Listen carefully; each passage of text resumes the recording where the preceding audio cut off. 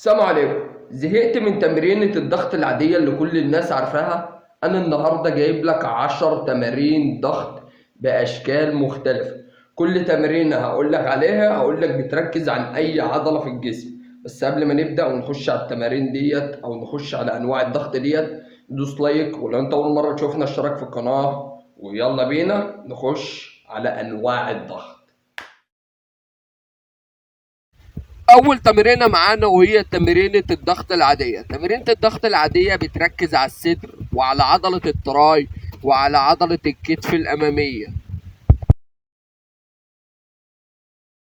تاني اداء وهو الضغط العالي، انك تبقى حاطط ايدك على حاجه عاليه عن الارض. التمرينه ديت بتركز على الكتف الخلفي وعضله الصدر السفليه. تالت اداء بتحط رجلك على حاجة عالية بنفس الشكل دوت. التمرينة ديت بتركز على عضلة التراي وعضلة الصدر العلوية وعضلة الكتف الامامية. رابع اداء وهو الضغط الضيق. ضيق ايدك بنفس الشكل دوت وتبدأ تلعب بنفس الاداء دوت. الاداء دوت بيركز على عضلة التراي وعلى عضلة الكتف.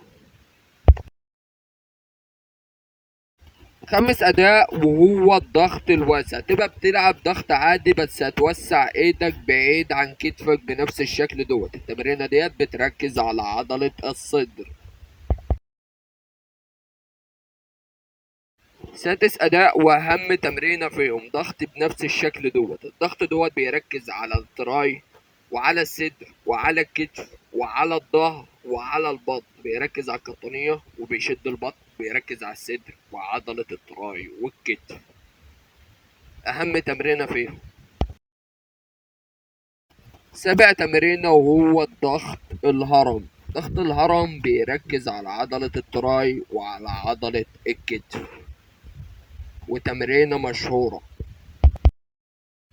تامن أداء هتلعب ضغط بنفس الشكل دوت. كفة ايدك هتبقى قصاد وسطك. التمرينة ديت بتركز جامد جامد جامد على عضلة التراي وعلى عضلة الكتف الأمامية.